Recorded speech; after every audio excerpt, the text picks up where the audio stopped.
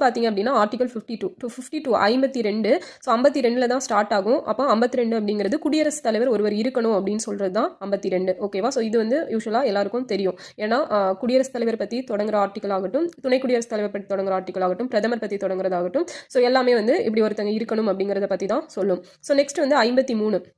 So 53 அப்படிங்கிறது இங்கே 3 இருக்கு இல்லையா? அப்போ வந்து அவர் முப்படைகளுக்கும் தலைவராக இருப்பார். ஸோ அதுதான் நிர்வாக அதிகாரம் படைத்தவர் அப்படிங்கிறத ஞாபகம் வச்சுக்கோங்க.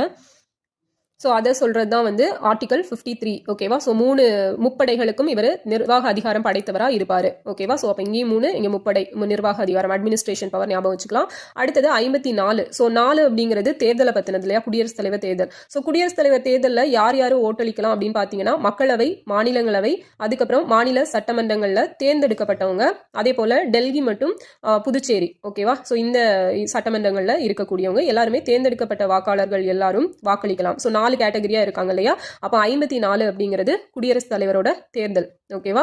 அடுத்தது 55 அப்படின்னா நெக்ஸ்ட் பார்த்தீங்க அப்படின்னா ஃபர்ஸ்ட் தேர்தல் பார்த்துட்டோம். அப்போ தேர்தல்னா அதை தொடர்ந்து என்னதான் இருக்கணும்? தேர்ந்தெடுக்கும் முறை தான் இருக்கணும். அதுதான் 55. அடுத்து 56 பார்த்தீங்க அப்படின்னா 6 வந்து இப்படி ஃப்ளோவாக போகும் இல்லையா? அதே மாதிரி இவரோட ஃப்ளோ பற்றி பேசுறது தான் இவரோட பதவிக்காலம். ஸோ இவர் எந்த ஃப்ளோவில் எத்தனை வருஷத்துக்கு இருக்கலாம் அப்படிங்கிறது சொல்கிறது தான் 56. அடுத்தது 57, 58 மறு தேர்தலுக்கான தகுதியும் பதவிக்கான தகுதியும். ஸோ 7, 8 ரெண்டுமே வந்து தகுதி பற்றி பேசக்கூடியது. ஒன்று வந்து மறு தேர்தலுக்கானது. ஸோ பதவிக்காலம் முடிஞ்சதும் என்ன பண்ணுவாங்க? மறு தேர்தல் வைப்பாங்க.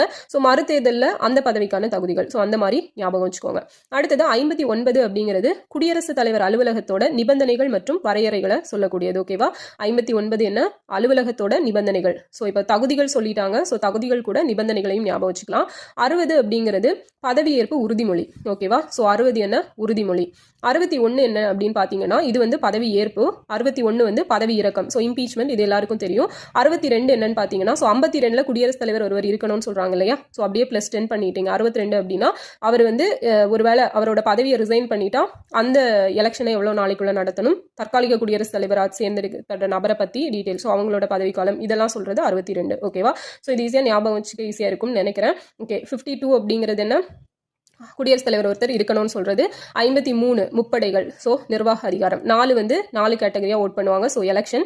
55 வந்து அந்த எலெக்ஷனில் எப்படி செலக்ட் பண்ணுறாங்க அப்படிங்கிற முறை.